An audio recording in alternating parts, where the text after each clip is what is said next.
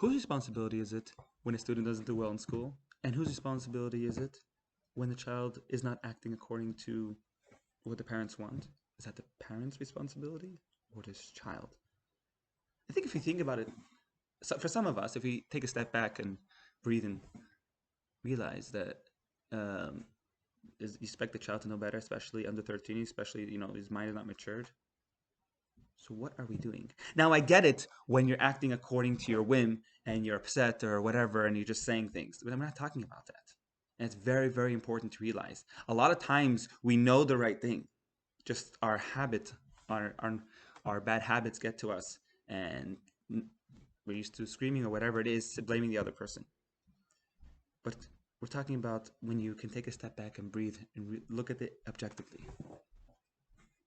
Now, for those of you who still think that it's the student or child's fault or responsibility, it's not about fault. Who cares about fault? It's responsibility. Who is going to take charge? Who needs to shape up? In general, you've probably heard from many places that the healthy way is to look within yourself. That, especially what the Baal Shem Tov says, that whatever you see in someone else is really mirroring you. It's the beauty of students, the beauty of a spouse, the beauty of kids, is that they reflect, they bring out your imperfections. But let's just say even something like you're trying to teach a student a subject and he doesn't get it. Whose fault is that? Especially when the whole class doesn't get it. And you still blame the students? Are you kidding me? Are you kidding me? I don't care how experienced the teacher is. You're blaming the class for not understanding something?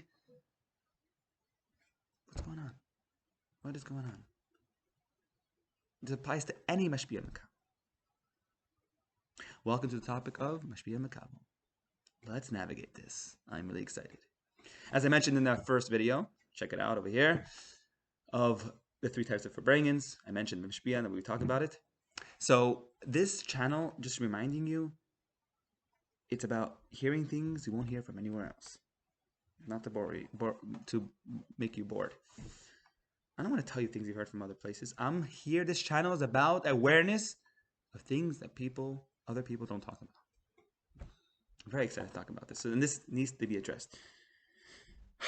In any dynamic of Mashpia and Mekabel, of giver and receiver, there are a lot of people who talk about it. So I'm going to try to focus on what you wouldn't hear from other people.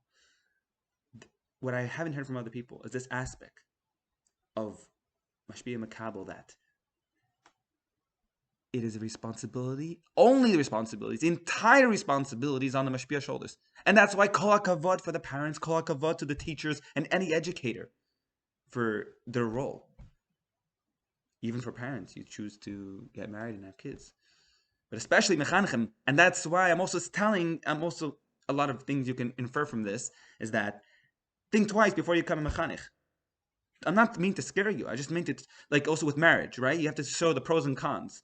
Not the cons in the sense of know what you're getting yourself into. But some chas v'shalom, don't not get married because of that. Just be real. You shouldn't be, it's all nice and dandy. Especially that's very much needed. But you know that it's never the student's fault, the responsibility. Whether it be in academically or in behavior, it's always the mechanich responsibility. Just in case there's any doubt, this that I'm saying, that it's entirely Mashpia's responsibility, that's lechatchila. Meaning that, to begin with, the Mashpia, in any case, in any type of Mashpia, it's his responsibility to make sure that the Mekabel accepts whatever it is the Mashpia is trying to give, and make sure that it's received properly in the Mekabel, whoever he or she is. But if, unfortunately, it hasn't happened, don't play victim. Like Mekabel, don't play victim. And that's saying do whatever you can. Like, why would you want to be stuck like that? You want to grow, you want to help. But who is to, okay, sorry, I didn't want to use this word, but in case, to make it more clear, who is to blame? Whose fault? It's not the Mekabel's fault. That's my point. If I want to put the blame and fault on someone, definitely the Mashpia. It's never, ever the Mekabel's fault. So remember that. In summary, It's always the Mashpia's responsibility, whether academically or in behavior, whether it be in chinuch with teachers or with parents. So kol hakavod to them, but make sure you remember that it's your responsibility. And if chas shalom they don't do it properly, okay, Mekabel, don't play victim. Try to change, try to fix it. Don't forget to subscribe, like, comment, and share to help the algorithm bring Mashiach. Now, to help the algorithm bring Mashiach. Yes, the algorithm bring Mashiach. And to help the algorithm bring it to more people, which helps bring Mashiach. Chaim v'bracha.